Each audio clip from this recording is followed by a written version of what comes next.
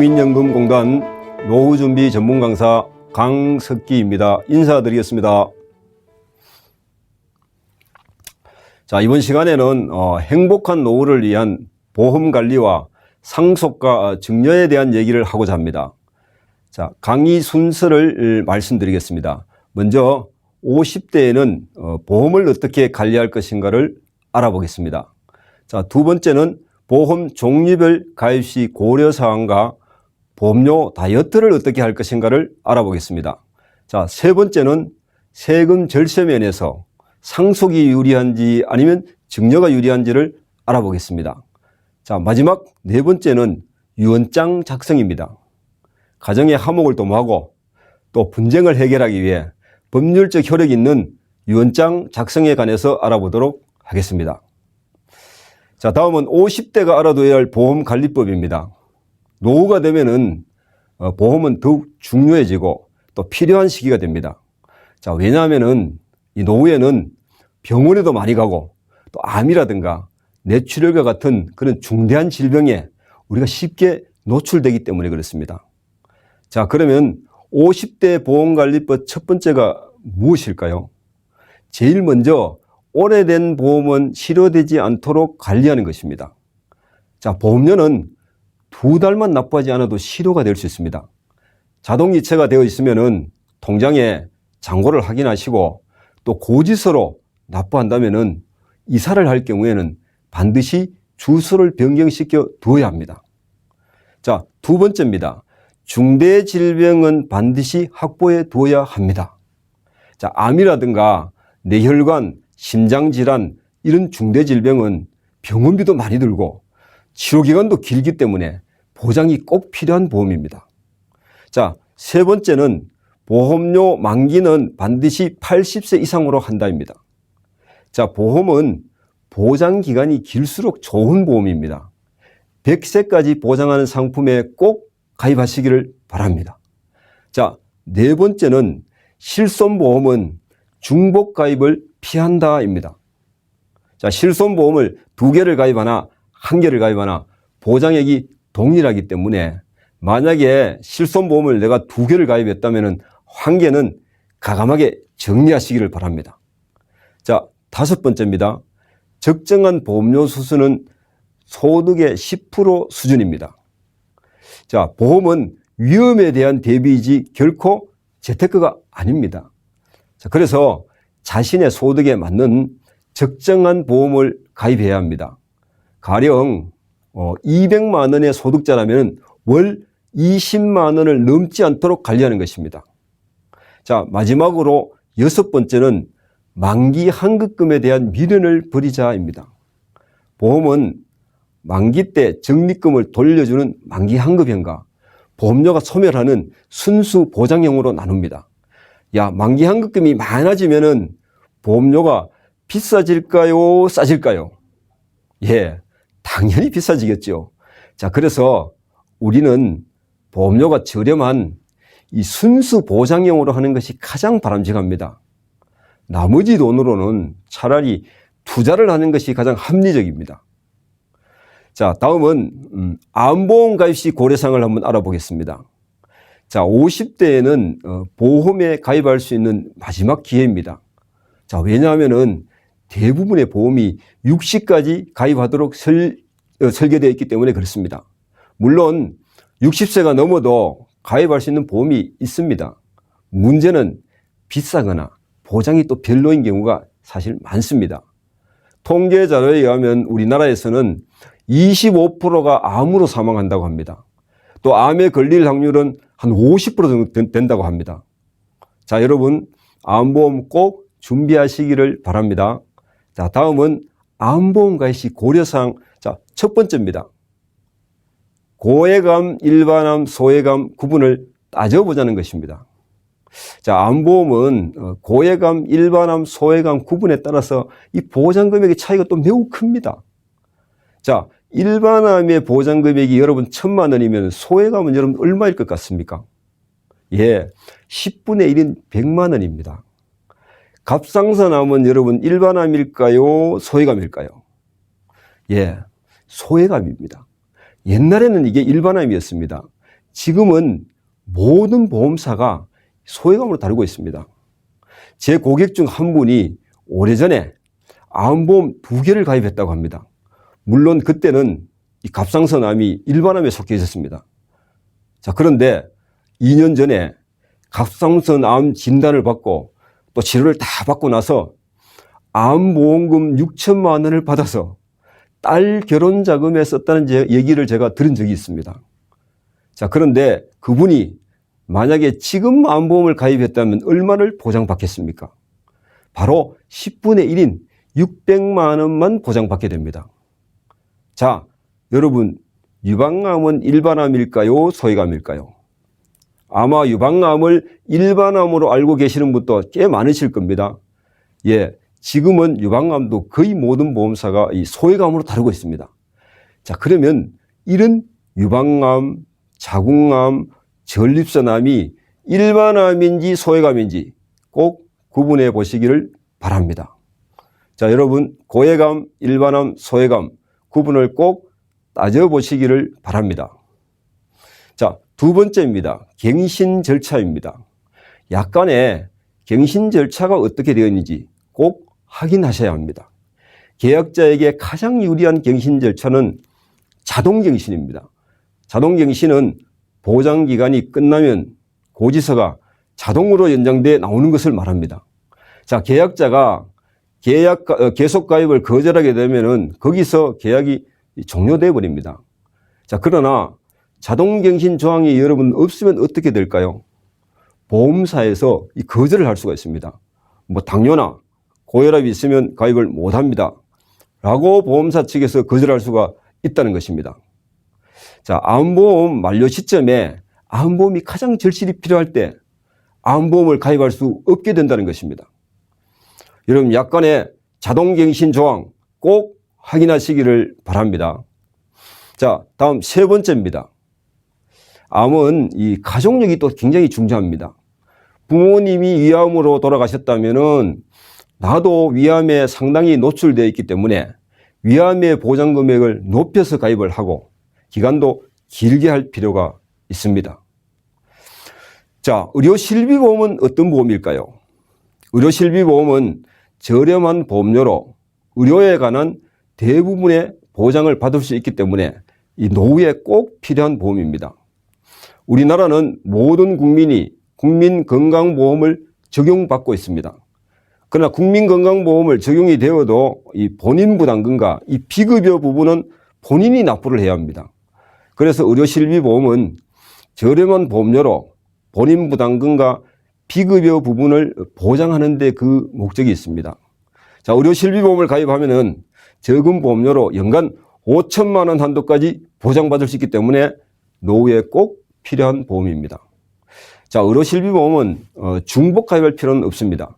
보험사 2곳을 가입하나 한 곳을 가입하나 동일한 보장을 받습니다. 그래서 만약에 2곳을 가입을 했다면은 한 곳은 해약을 하시기 바랍니다. 자, 그리고 매년마다 또 이 보험료가 올라가게 되어 있습니다. 그래서 노후에는 보험료가 사실은 이게 부담이 될 수도 있습니다. 자, 요사이는 단독 의료 실비보험을 보험사마다 판매하기 때문에 기본형으로 가입을 하시면은 아주 저렴한 보험료로 가입하실 수 있습니다. 자, 여러분 노후를 대비해서 의료 실비보험 꼭 준비하시기를 바랍니다. 자, 다음은 실버보험 가입 시 고려사항입니다. 자, 요사이 이 보험사마다 실버보험을 많이 판매하고 있습니다. 자, 60세 이후에도 가입할 수 있고 뭐 무심사보험, 간편심사보험, 또 이 치매보험도 인기리에 또 판매되고 있다고 합니다. 물론 경제적인 여유만 된다면은 많이 가입하면 좋겠지요. 근데 실제로는 이 가입을 하고 고민을 하는 경우가 또 많이 있습니다. 노인댁에서 만난 어떤 할머니는 이 실버보험을 가입하고 나서 매달 보험료 10만 원을 1년간 납부를 했다고 합니다. 매달 10만 원이 아깝기도 하고 부담도 되어 어떻게 하면 좋을지 이 고민을 털어놓기도 했습니다. 실버보험 가입 시 자, 고려사항 자, 첫 번째입니다. 묻지도 따지지도 않는다는 무심사보험입니다. 자, 여러분 심사를 하지 않는다니 얼마나 좋겠습니까? 근데 당연히 보험료가 비싸겠지요. 자, 그리고 이게 사망보험금만 지급되고 또 치료비가 지급되지 않습니다. 자, 그러나 노후에 간병비와 치료비 부담이 또 훨씬 우리가 많다는 것을 알아야 합니다. 그리고 가입 2년 후에 사망을 해야 보험 적용을 받을 수 있다는 사실도 아셔야 합니다. 자, 두 번째는 간편심사보험입니다. 이것은 당뇨나 고혈압이 있어도 가입이 가능합니다. 또 치매에서 골절까지 모든 노인성 질환을 모두 보장하는 것 같으나 실제는 치매와 골절만 보장한다는 말입니다. 당연히 또 보험료가 비싸겠지요. 자, 세 번째는 치매보험을 한번 알아보도록 하겠습니다. 보장기간이 80세까지로 이게 제한이 됩니다. 자, 여러분, 치매가 80세 넘어서 옵니까? 아니면은 80세 전에 옵니까? 예, 80세 넘어서 올 확률이 훨씬 높을 겁니다. 보험료 수준이 얼마인지 알아보도록 하겠습니다. 52세 전업주부 기준으로 20년 납에 월 20만 원 정도입니다. 조금 부담이 되는 금액이네요. 또 무엇보다도 보장이 또 문제입니다. 활동, 불능, 중증만 보장이 됩니다. 치매는 이 활동하는 경우가 가족들을 가장 힘들게 합니다. 그리고 최초 진단 후에 3개월에서 6개월 내에 또 호전이 되면 이게 보장이 또 안 됩니다. 자, 그래서 위 사실을 우리가 종합해 보면은 실버보험은 묻지도 말고 따지도 말자가 아니라 보장 내역을 꼼꼼히 살펴보고 보험료를 계속 부담할 수 있는지도 한번 따져보고 가입을 해야 합니다. 예, 다음은 보험료 다이어트에 대해서 알아보겠습니다. 보험은 무조건 많이 가입하는 것이 좋은 것이 아닙니다. 무엇보다도 내게 필요한 보험을 가입하신 것이 가장 중요합니다. 보험을 많이 가입을 해서 한 번 정도 정리를 할 필요가 있다거나 또 보험료가 이 가정경제에 부담이 된다면 보험료 다이어트를 할 필요가 있습니다. 특히 은퇴를 앞두시고 수입이 감소해서 보험료 납부가 어렵다면 보험료 다이어트를 해야 합니다.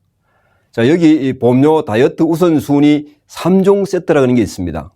바로 변액보험, 종신보험, CI보험입니다. 자, 이 보험들의 가장 큰 특징이 무엇이겠습니까?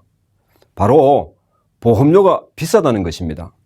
월 20만 원, 또 50만 원, 100만 원이 넘는 경우도 있습니다. 한때 인기가 굉장히 좋았던 상품입니다.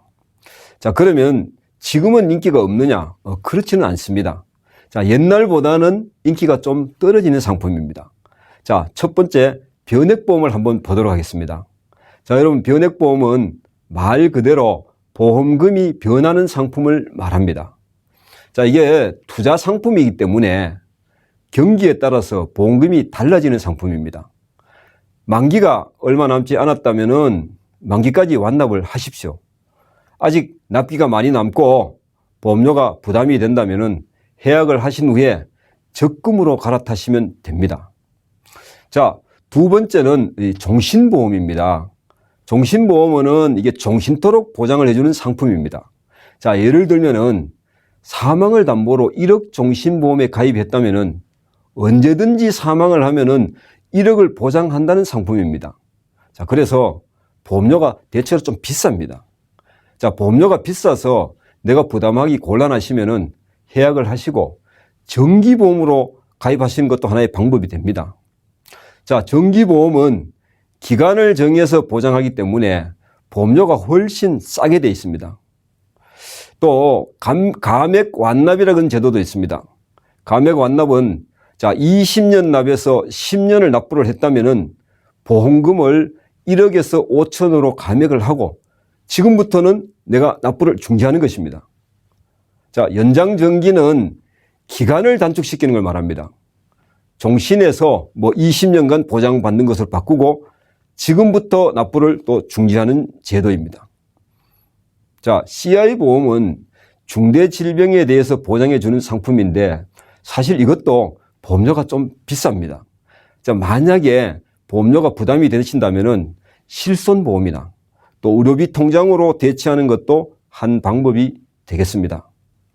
자, 저의 경우에도 이 보험료 다이어트를 한 적이 있었습니다. 제가 5년 전에 제가 납부하는 보험료가 매달 85만 원이 든다는 사실을 알고 저도 너무 놀랐습니다. 아니, 이렇게 많은 보험료를 내고 있다니. 자, 그래서 보험료 다이어트를 해서 내 노후를 준비해야 되겠다고 생각을 하게 되었습니다. 자, 85만 원 중에 제가 60만 원을 종신보험에 가입하고 있었습니다. 제가 40만 원, 아내가 20만 원을 납부하고 있었습니다. 보험료 전체의 3분의 2에 해당되는 돈이었습니다. 자, 그래서 저는 종신보험이 도대체 어떤 보험일까? 곰곰이 한번 생각을 해봤습니다. 자, 여러분, 종신보험은 일찍 사망을 해야 가장 득을 볼 수 있는 상품입니다. 내가 지금 사망해서 1억을 받는 것과, 자, 40년 뒤에 사망을 해서 1억 받는 것과 어느 것이 더 유리할까요? 예, 당연히 지금 받아야 됩니다. 자, 그리고 또 한 가지 사실이 있습니다. 바로 사망을 해야 된다는 사실입니다. 즉, 내 노후하고는 전혀 상관이 없는 돈이라는 사실입니다. 자, 그래서 저는 아내와 상의를 했습니다. 종신보험을 해약하자고. 자, 그러니까 아내가요, 아니, 이 보험을 많이 든 것도 아니고 당신 하나 내 하나 든 것인데 그것마저 해약을 하라 하느냐고 반대하는 것이었습니다. 여러분, 이 종신보험은 상속의 성격이 또 있습니다. 즉, 내가 죽으면은 이 보험금이 아내에게 간다는 말입니다. 자, 그래서 이 고액 자산가들은 이 상속 재원을 만들기 위해서 고액 종신보험료를 납부하기도 합니다. 저는 감액 완납 제도를 활용을 했습니다. 자, 20년 납에 제가 10년은 납부를 했기 때문에 보험금 1억을 5천으로 감액시키고 납부는 중지를 했습니다. 자, 아내는 연장 정기 제도를 활용을 했습니다. 기간을 단축하는 것이죠. 자, 종신에서 20년 보장으로 바꾸고 보험료 납부는 중지하기로 했습니다. 자, 그래서 매달 85만 원의 보험료 지출을 15만 원으로 줄이고 70만 원의 여윳돈을 제가 만들게 되었습니다. 만약에 70만 원의 여윳돈이 생기면 여러분들은 그것을 무엇을 하겠습니까? 이 돈을 어디에 써야 할까? 밤새 고민할 사람이 있겠습니까? 돈은 쓸 데가 얼마나 많겠습니까? 저는 이 돈으로 주택종합저축통장 4개를 만들었습니다. 그리고 남는 돈으로 대학 다니는 큰애와 작은애 국민연금을 제가 넣어주고 있습니다. 자, 여러분, 납부가 부담이 되신다면 보험료 다이어트 꼭 해보시기를 바라겠습니다. 자, 다음은 상속과 증여설계에 대해 얘기를 드리겠습니다. 상속과 증여설계를 하는 가장 큰 이유는 경제적 이유와 심리적 이유가 있습니다. 자, 경제적 이유는 고객의 자산을 보호하고 효과적인 자산 관리에 있으며, 자, 심리적인 이유는 상속을 함으로써 심리적인 안정감을 얻는데 상속과 증여설계를 할 필요가 있습니다. 자, 여기서는 고객의 자산 보호 측면에서 절세 방안으로 상속이 유리한지 증여가 유리한지를 한번 알아보겠습니다. 그리고 상속을 통해 가족 간의 또 분쟁을 줄이고 법률적인 효력이 있는 그런 유언장 작성에 대해서도 알아보도록 하겠습니다. 자, 먼저 절세 측면에서 상속이 유리한 케이스를 설명을 드리겠습니다. 자, 재산이 7억인 분이 아내와 아들과 딸을 두고 만약에 사망을 하게 되면 상속세는 한 푼도 납부하지 않아도 됩니다. 자, 왜냐하면은 배우자 공제를 5억, 또 자녀가 한 명만 있어도 또 5억을 공제를 받을 수 있기 때문에 그렇습니다.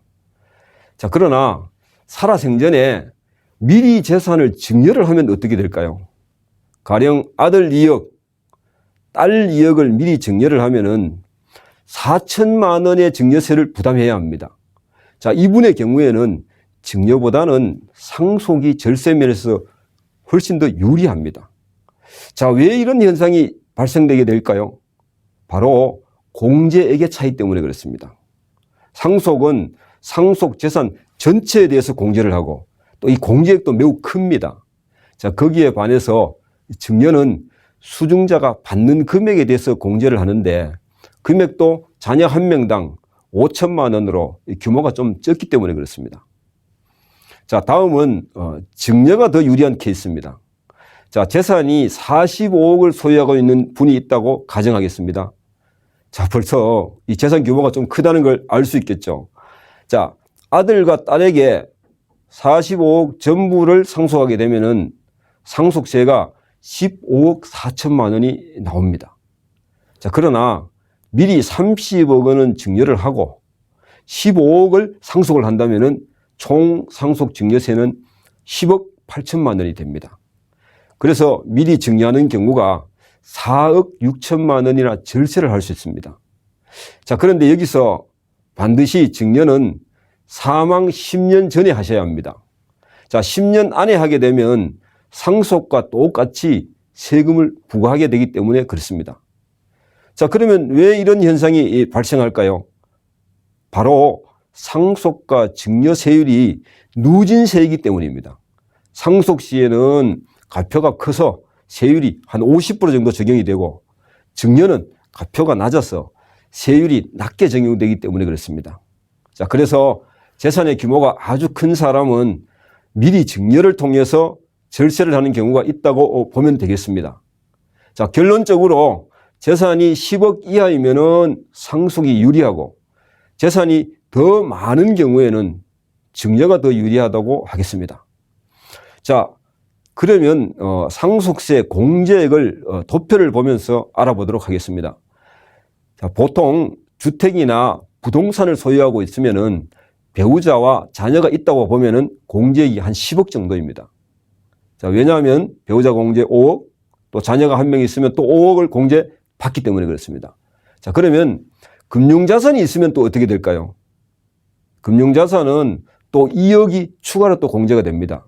자, 그래서 금융자산을 포함하면은 한 12억 정도까지 상속세를 공제를 받을 수가 있게 됩니다. 자, 증여세 공제는 어떻게 될까요? 배우자 공제 6억입니다. 6억까지 공제를 받고요. 자녀는 5천만 원. 자, 미성년자일 경우에는 2천만 원 공제가 가능합니다. 자, 만약에 우리가 자녀 이름으로 금융상품에 가입을 한다면은 미리 증여 신고를 하게 되면은 증여세를 좀 줄일 수가 있습니다. 이 나중에 신고하게 되면 어떻게 될까요? 금융상품에 불입한 원금뿐만 아니라 이자까지도 증여세를 부과하게 됩니다. 여러분 꼭 기억하시기를 바랍니다. 자, 다음은 증여자산 추정제도가 무엇인지 얘기를 드리겠습니다. 자, 우리나라 증여세법에는 이런 규정이 있습니다. 직업, 연령, 소득 및 재산 상태 등으로 보아 재산을 자력으로 취득하였다고 인정하기 어려운 경우에 당리의 재산을 취득한 때에 다른 자로부터 취득자금을 증여받은 것으로 추정한다라고 하고 있습니다. 자, 가령 예를 들어 자녀가 직장에 취업을 하고 나서 또 결혼을 하게 되면은 부모가 집을 사주는 경우가 있습니다. 자, 이런 경우에 증여세도 우리가 부담해야 된다는 것입니다. 물론 부모가 돈이 많아서 집을 사주면은 당연히 증여세를 부담해야 되겠죠. 자, 그런데 부모가 대출을 받아서 자녀의 집을 사주게 되면 어떻게 될까요? 아마 부모는 이 대출금도 갚아야 하고 증여세도 내야 하니 얼마나 억울하겠습니까? 자, 다음은 부모가 집을 사준 것이 아니고 자녀가 대출을 받아서 집을 사고 국세청으로부터 주택구입자금 소명자료 제출을 한 하나의 한 사례입니다. 자녀가 취업을 하고 결혼을 하고 나서 집을 사게 되면은 증여자산 추정제도에 의해서 국세청으로부터 주택구입자금 소명자료 제출이 나올 수가 있습니다. 자, 다음 자료를 설명을 드리겠습니다. 실거래가가 3억인 아파트를 80%에 해당되는 2억 4천만 원을 소명하셔야 합니다. 자, 연간급여가 5천만 원 중에서 내가 3천만 원은 저축을 하여서 3년간 9천만 원을 돈을 만들었고, 자, 3년간 이자가 1,000만 원이고, 자, 대출금은 직장에서 주택 마련용으로 1억을 대출받아서 이자로 월 46만 원을 매달 갖고 있습니다. 그리고 증여받은 돈 금액 5천만 원을 총 합계해서 자, 2억 5천만 원을 아마 소명한다면은 아마 증여세는 납부하지 않아도 될 겁니다. 자, 그런데 반대로 아버지가 대출을 1억을 내서 자녀에게 집을 사는데 보태주었다면 어떻게 될까요? 예, 1억은 증여가 됩니다. 그래서 증여세율 10%에 해당되어 증여세 1천만 원은 부담을 하셔야 될 겁니다. 자, 마지막으로 유언장에 대한 얘기를 드리겠습니다. 자녀에게 재산을 상속하는 데는 3가지 방법이 있습니다. 자, 첫 번째는 미리 재산을 나누어 주는 것입니다. 바로 증여입니다. 미리 나누어 줘도 이것이 시끄러울 수가 있습니다. 부모는 공평하게 나누어 주었다고 생각을 하나 자녀는 그렇게 생각하지 않기 때문입니다. 자, 그리고 증여 세금이 또 문제가 될 수 있습니다. 자, 그러면 2번째 방법입니다. 유언장을 작성하시면 됩니다. 자, 유언장은 일반적으로 자필 증서 방식과 공정 증서 방식 2가지 방법이 있습니다. 자필 증서 방식은 자필로 그냥 적어서 금고에 보관해 두시면 됩니다. 자필 증서가 법률적으로 효력을 발휘하려면 도표와 같이 5가지가 필요합니다. 바로 유언의 내용, 날짜, 주소, 성명, 날인입니다.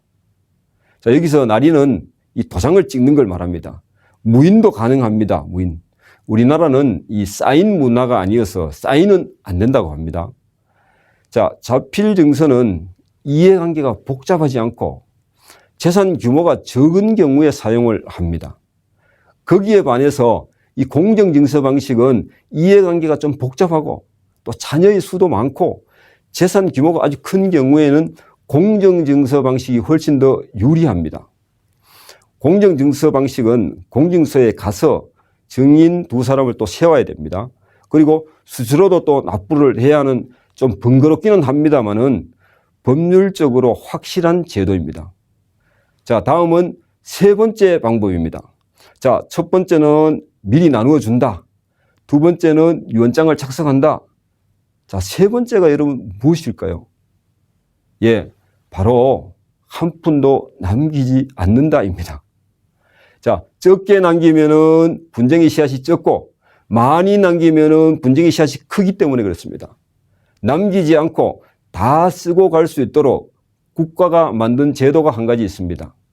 바로 주택연금이라는 제도입니다. 자, 노후에 우리가 오래 살게 되면은 마지막에 집만 한 채 남게 됩니다. 집까지 남기지 않으려면은 주택연금에 가입하시면 됩니다. 상속의 3가지 방법 꼭 기억하시기를 바랍니다. 마지막으로 오늘 강의를 한번 정리하겠습니다. 자, 노후가 될수록 여러분 보험은 더욱 중요하고 잘 관리할 필요가 있습니다. 자, 그리고 중대질병인 암보험, 실버보험은 꼼꼼히 따져보고 가입을 하시고 또 보험료가 부담이 된다면 보험료 다이어트 꼭 해보시기를 바랍니다. 자, 상속 재산이 10억 미만인 경우에는 상속이 유리하고 재산이 또 많은 경우에는 증여가 유리한 경우도 우리 알아보았습니다. 그리고 가족 간의 분쟁을 줄이기 위해서는 유언장 작성이 꼭 필요하다는 얘기를 드렸습니다. 이상 경청해 주셔서 대단히 감사합니다.